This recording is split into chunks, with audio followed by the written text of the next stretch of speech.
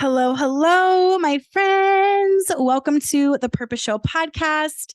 I am keeping it super chilled today. We are in my office. We are wearing boy shorts and an oversized t-shirt. We are makeupless. We have bedhead, and we are recording this podcast because we chilled together. So we're keeping a chill vibe today. I want to talk about something that I like legitimately I was really scared to share. Um I feel like being scared to share things is a theme that's resurfaced for me recently. Because I was scared to share things in the beginning of my business, like in the beginning of being online. I just wasn't used to it. And, I have mean girl trauma from school, and I shouldn't laugh. It's actually it really sucks.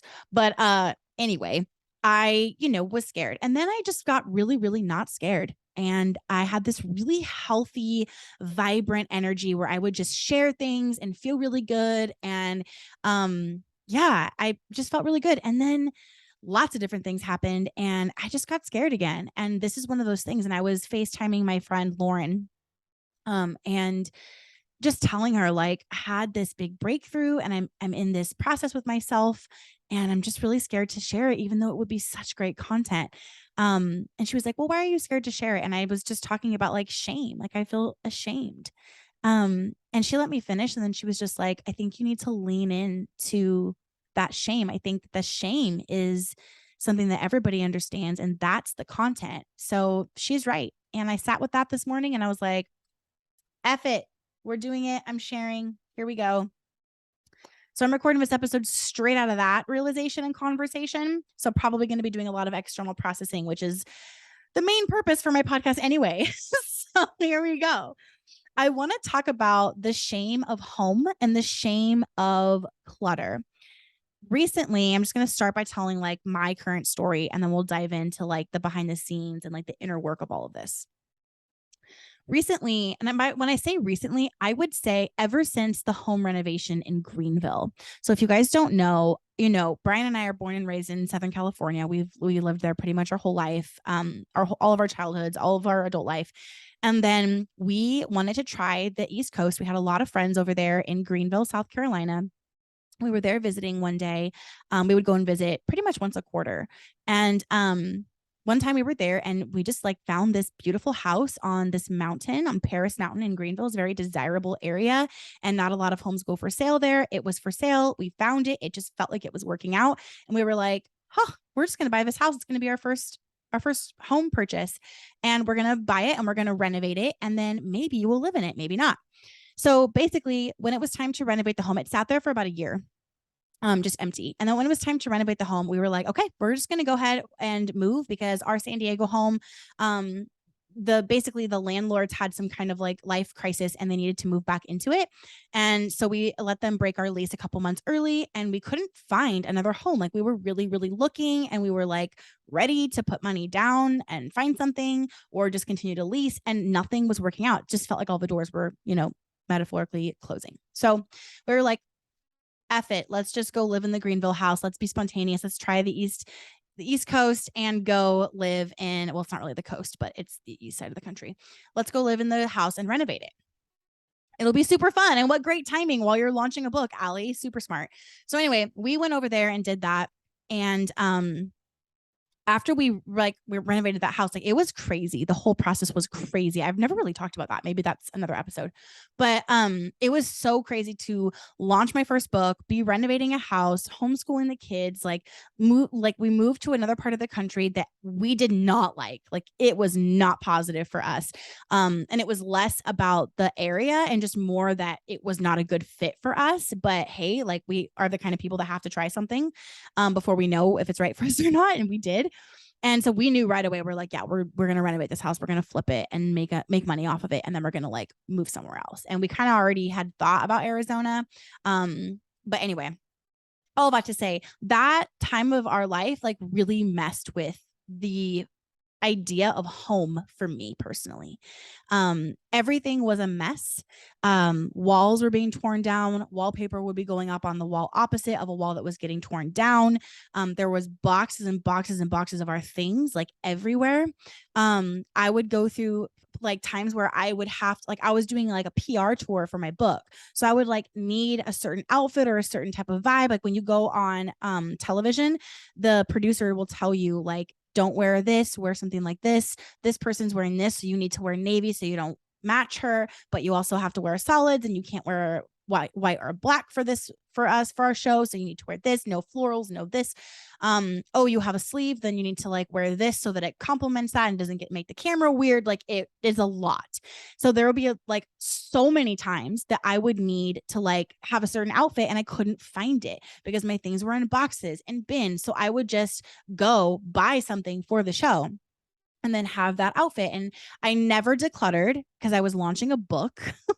I was still running my business, selling my courses, talking about my stuff online, being on social media, homeschooling the kids.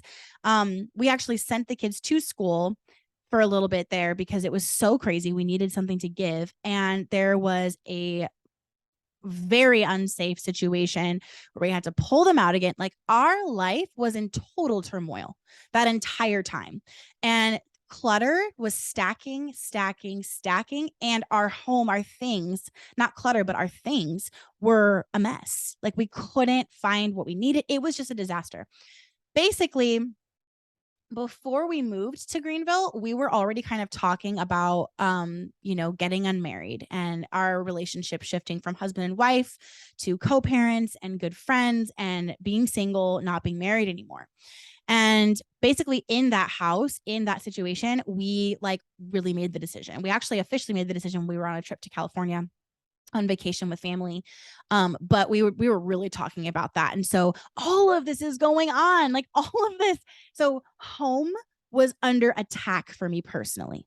I felt like, oh my gosh, like even though the divorce was feeling like the right choice and it was feeling really good, it was so sad and it was so new. And I was struggling with an identity crisis of like, well, who am I if I'm not Brian Casaza's wife?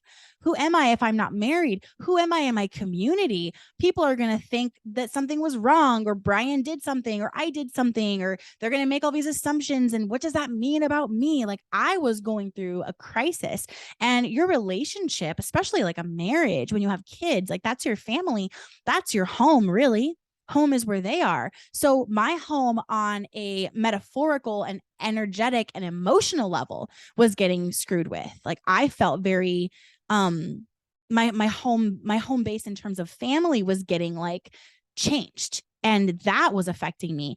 And then also physically, my physical home was just a disaster. Like I just didn't feel like I had one because I already knew we weren't going to stay in Greenville. My physical home in Greenville was getting renovated. It was literally like in half all the time, dust everywhere, people working on it, boxes, trying to sift through stuff, stepping over clothes on hangers, things thrown in the spare room upstairs. Like, it was so intense.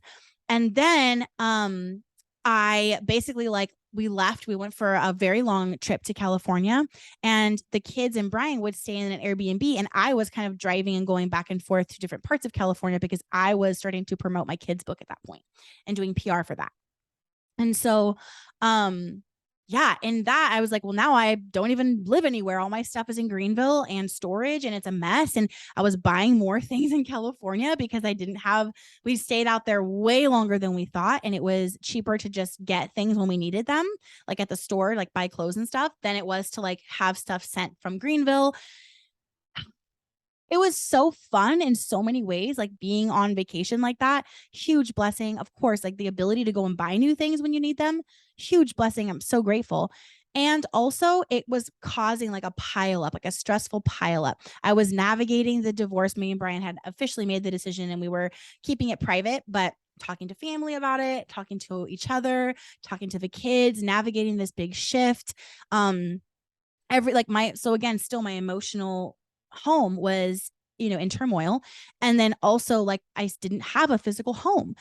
We had talked about moving to Arizona, but that wasn't decided yet. Eventually I'm telling all of this story for a reason, I promise. Eventually, I got to where it was like, okay, we had multiple things happen that were confirmation of what we were thinking, which was Arizona, the Phoenix, Scottsdale, Arcadia, that kind of area, if you're familiar with Arizona itself.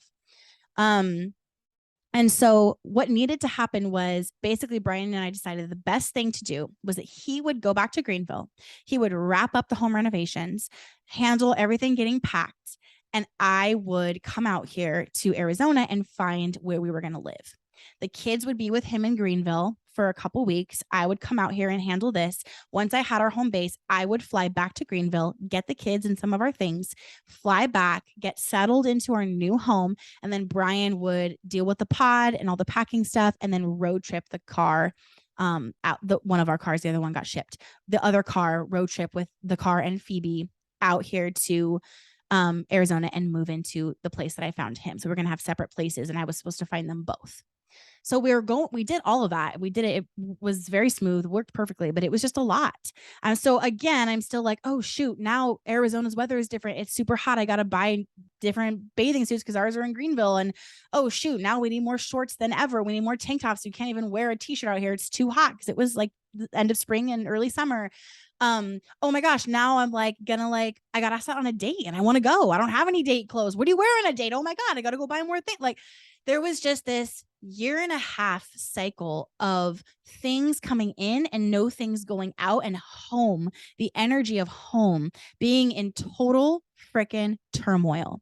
I have not experienced that feeling since way back in the day, before I ever decluttered, before I ever figured this out, before I ever researched the effect of things on your mental health. Like I didn't know any of this back then. That was when I had this feeling. I never thought I'd have that feeling again, but just all these different situations like led me to this place. And then like I got our house in, technically we're in Phoenix, it's Phoenix. So the house in Phoenix, and then Brian's got his place just down the street. And it's like been not even a year. It's been like 8 months, I think. 10 months. Okay, almost a year. 10 months of living in this house. We still have some things in a storage unit that are like furniture, like Brian's probably going to use it when he gets his eventual house. But like finally our things are here. And I got to tell you, I got to be honest, when I moved into this house, the last fucking thing I wanted to do was declutter and sort through my things. All I wanted, what I was craving was the feeling of home. So I brought in the things that I wanted to have in this house. I decorated the walls immediately. I got lots of DMs about that. I thought you just moved in 2 weeks ago. It already looks like so homey. Yeah, because I've been craving home.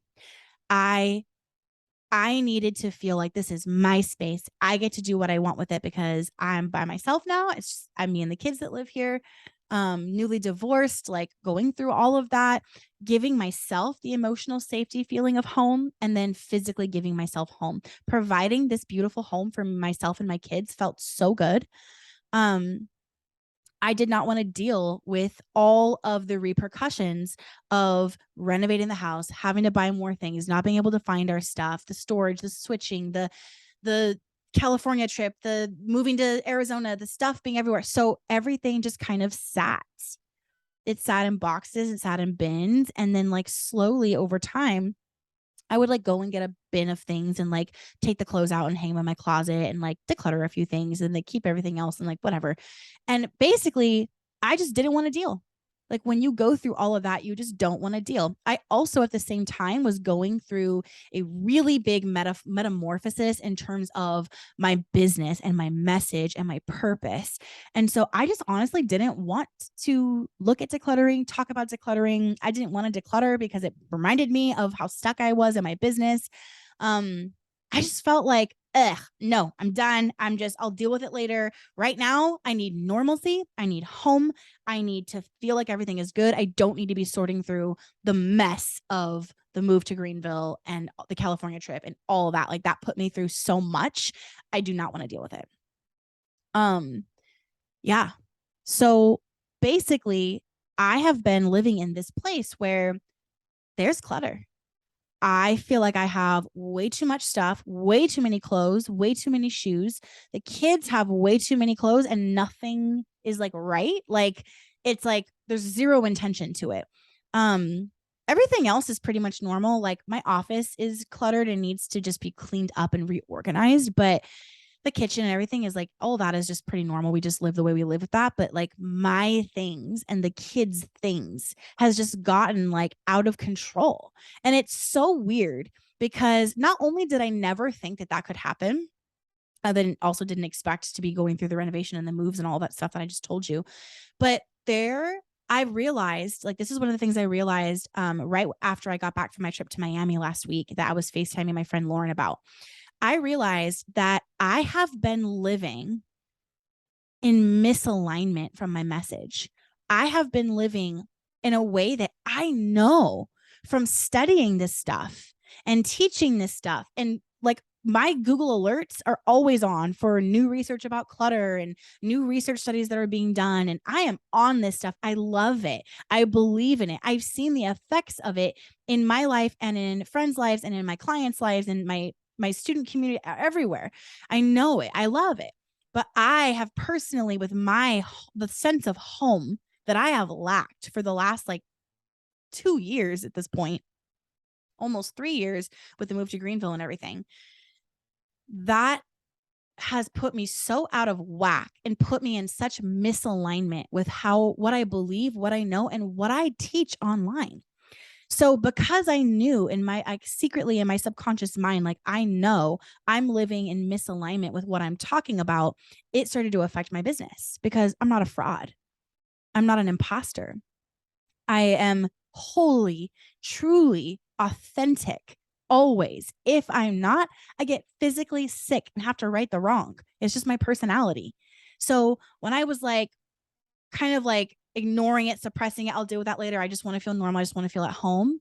And secretly, I was actually like feeling like a mess. I felt like my home was incredibly clogged, cluttered, like just not working. There's way too much stuff I'm trying to sift through. I go in the garage and there's like bins and bins of things that we had to buy over the last year and a half, 2 years from all of this change.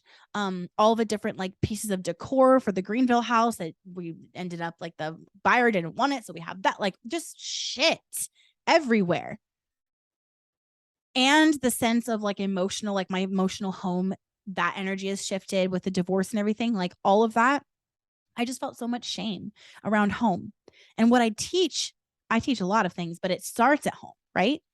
And so here's what I want to say. The shame that comes with a woman and her home is real. And it's not something that we talk about enough. If you feel like your home is a disaster, like that means you feel like you are a disaster. I felt like a disaster, and my home was echoing that. Your physical space will always mirror what's going on inside of you, and vice versa. So it's like a cycle. What's going on in you manifests itself in your physical environment. And then what's going on in your physical environment affects you and pings back into your internal environment. So you're just in this perpetual cycle of whatever's going on, whether it's peace, joy, organized, togetherness, happiness, chaos, stress, whatever it is, it will always be reflecting back and forth to each other and keeping you in a cycle. And my cycle went from peace and ease to stress, chaos, anxiety. And I felt a lot of shame about that I didn't realize. Unconsciously, I was harboring a ton of shame, feeling like, well, I'm Ali freaking Casaza. I'm not supposed to feel like this. My home isn't supposed to feel like this. Why does it feel like I don't want, I'm done. I'm too stuck in processing the changes of my life to care. So I'll just hide. And so I hid, and the energy of hiding is so gross. It is not good for you. It does not feel good. And spoiler alert, it's not very good for your business. And so if you have shame about your home, I want you to know that I see you. I want you to know that I've had that before, and I recently have had it again. I have it now, and I'm working through it. I have decided this morning, I was, like I said, FaceTiming Lauren and just decided, I was like, you know what? This isn't good for me. And I needed a break. I did need a break. A lot of breakthroughs needed to come through, a lot of clarity, a lot of decisions, a lot of feelings. Had all that. And while I was doing that, I was sitting in a home that doesn't feel good, that's not serving me. So I'm reminded of what that feels like and why this matters so much. The shame of a home that is not feeling good, of a home that feels messy, chaotic, stressful, it never stops. And here's the thing, you have to consciously, intentionally choose to live against the grain when it comes to your things over and over and over again. And sometimes you're going to get tired. If your life is very just like calm, stable, pretty much live in the same place all the time, nothing crazy, then it probably won't be like that. And good for you. But my story is not like that. It is not a straight line. It's fucking up and down like the Rocky Mountains. Okay. And my story for the last 2 years led me to a place of clutter and chaos and stress because that's what I was feeling inside. So it echoed on the outside. And I had a lot of shame about that. You know how dumb that is? You know how silly that is? Do you know how silly it is that there's people on the internet that would hear this and be like, oh my God, we knew it. We whatever. Do you know how fucked up that is? Friend, you're a human being. You are going to go through processes. You are going to go through seasons. And if everything that I've been teaching is true, that the internal environment is reflected on the outside and vice versa, then of course my home got like this because I was feeling like this perpetually for months, a couple of years. So if anything, what I have been experiencing and what I've been going through and how my home has been and the shame that I felt about it just proves that everything I'm here to teach is right, that it's real, that this works. So I decided this morning, I'm turning over a new leaf. I've had the experience of home, of living in the same state, of having things on the walls, of living in the same house. Even though I'm a person that enjoys moving, I'm weird. I enjoy moving. That's why I like to lease. I like to try different homes and move to different parts of the city, whatever. But I've had the experience of home. I needed that. We all needed that stability. The kids needed it. I needed it. We did it. But now it's time to shift. It's time to look at the clutter from the last 2 years. And really, like, what I know is going to happen is there's going to be a lot of funerals when I declutter. And what I mean by that is I will see things that remind me of my old life, the life I never thought would change, my old self, the self that had a certain business, a certain team, a certain friend group, a certain way that I was perceived. She was perceived by her parents and family. And that girl is dead. All of that is dead.